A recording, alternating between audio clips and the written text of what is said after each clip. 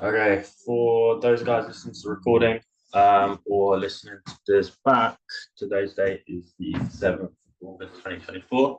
We're going to be talking, discussing, and looking at how we can navigate for long-term success on weight loss. So for many of you guys, you've done weight loss journeys in the past. It might be quick fixes, it might be fads, whatever it is. But a lot of the time, you get the result, and then we're back to the drawing board 6 months later, that kind of thing.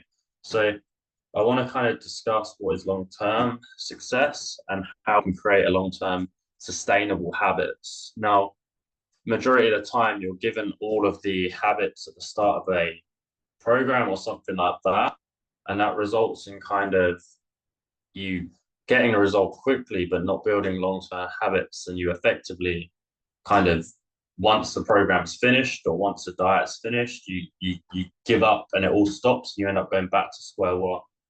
What we want to start doing, and from today, is start building healthy habits one at a time. We call that habit stacking. Stop trying to put everything on in one go. Stop trying to go, I'm going to do this, and this, and just focus on one thing. So that's where I discuss healthy habits. And a healthy habit on this weight loss journey is week one, it might be let's introduce a calorie deficit. And then once that's in place, week two, we add in walks, and week three, we add in protein. Instead of trying to do everything at once, we're adding them in slowly. And then what I want you to kind of do is, once you start to get those healthy habits, start looking at where things go wrong for you in the past, and let's try and avoid them.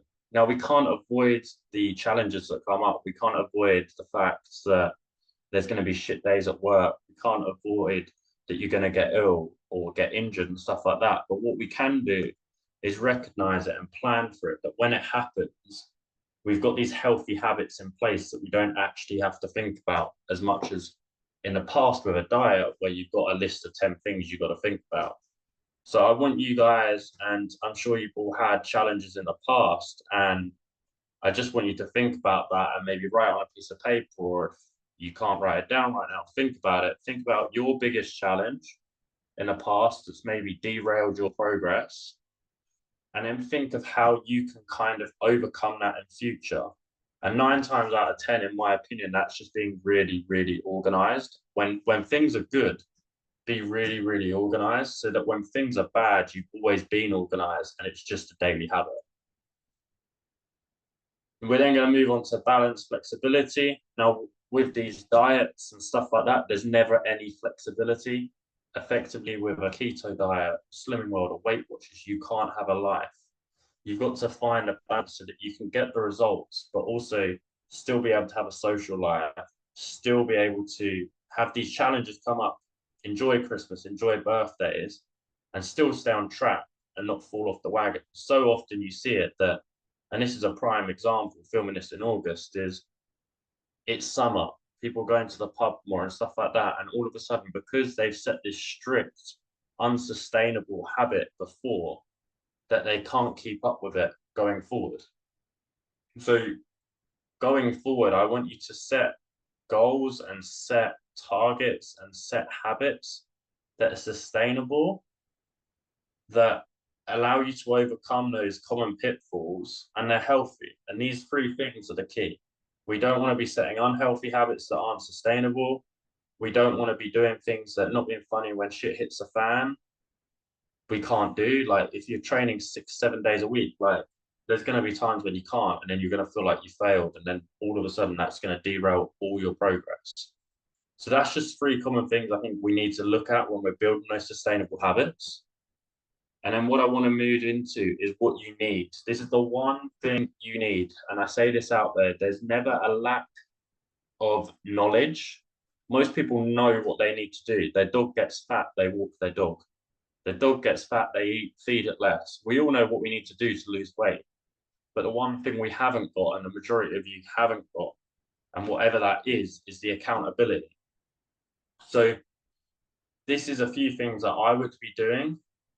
One, you need someone to keep you accountable to. I have a coach for fitness, I have a coach for business. And if I don't, I take the piss, put simply. in the past, the reason you failed probably isn't because you didn't know how to lose weight. It's because you were on your own, and when shit got hard, you stayed on your own. So now, and more than ever, is when things get tricky and we go back to this side, the pitfalls, the challenges that come up, that's the time to reach out and ask for help.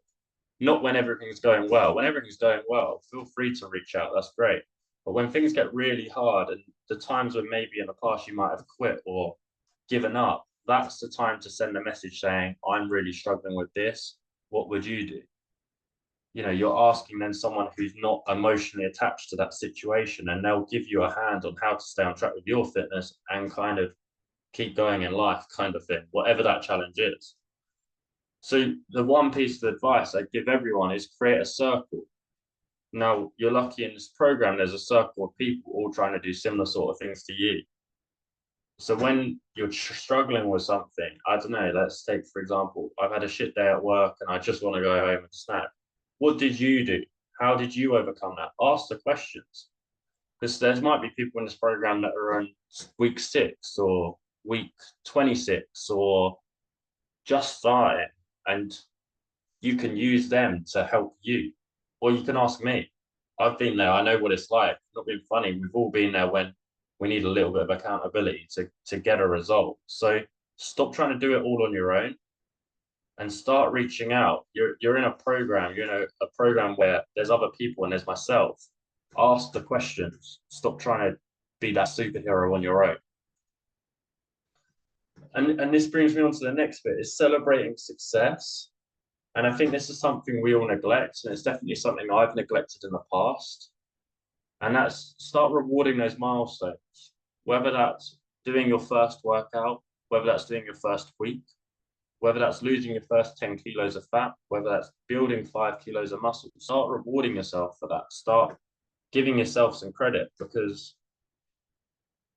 the fact that you're doing these things and making a change and taking action suggests that you're in it for the long run, and start rewarding yourself with short little milestones rather than going, I'll reward myself when I get to the end.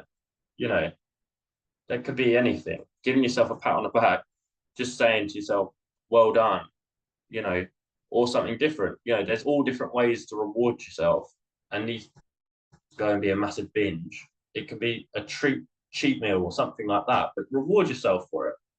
Plan rewards for reaching major milestones. Put it on a piece of paper. Put it on your wall that once you get to this result, then I'm not being funny, I'm going to reward myself with this. That's absolutely fine. Do it. And then also, and this is something I've started doing a little bit lately, is start reflecting on success. Rather than just focusing on the negatives, which I think we do a lot of, or this didn't quite go well, and this didn't go well, and this didn't go well. Start looking at, well, actually, this has been really good, and this has been really good. And if you're midway through your journey or wherever you are, maybe you get a piece of paper and write down where you were, write all those feelings down, write how you felt, how you looked, what this meant to you, and now write down how you feel now. And I think, honestly, you'll be really, really surprised, and it will really, really allow you to see where you've come from and where you're going to. So we're then going to move on to start reviewing your journey. Reflect on progress, and like we said, celebrate the achievements and milestones reached over your past 12 weeks or wherever you are, even your first 12 days or 12 hours, whatever it is, any progress, start reflecting on that. And then also start identifying strengths and areas for improvement.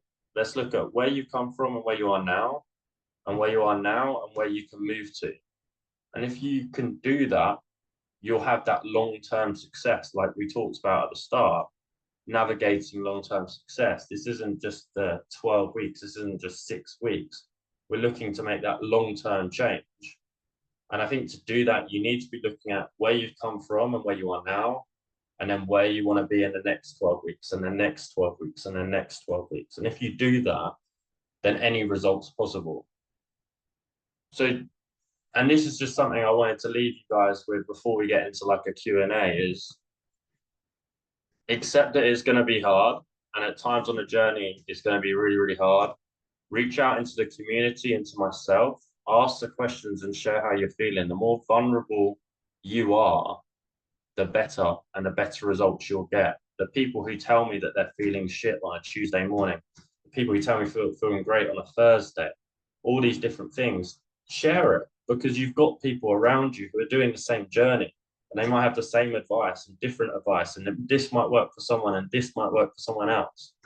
And if you're doing that, you will get the result. If you do all the things we talk about, the calories, the steps, the workouts, and then you have this as well as an added bonus, which is the accountability that you've probably never had before, I can assure you you'll succeed. It's when people go quiet is when they fail.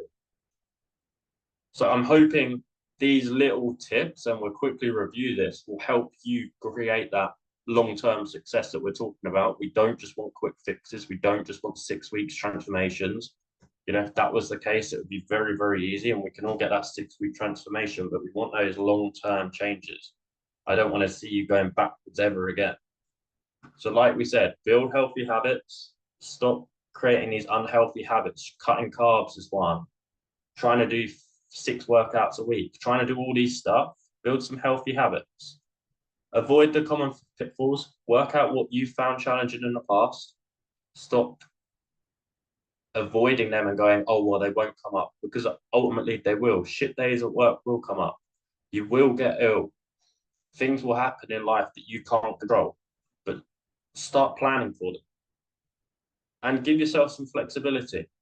If you give yourself some flexibility with these habits, you know, and you set them as sustainable and healthy, you will get that long-term result and you won't fall off the wagon like in the past. Get the accountability, which you've got, and use it, because I think a lot of people don't use it, and I think it's silly. You know, you've got that accountability, reach out, use it. Start celebrating that success, rewarding the milestones, reflecting on success, and start reviewing your journey. Reflect on where you've come from and identify strengths and areas for improvement. And if you do this, you will get a long-term success. Just pop a 1 in the Zoom chat if that made sense. I know, Jordan, you might have been able to put that.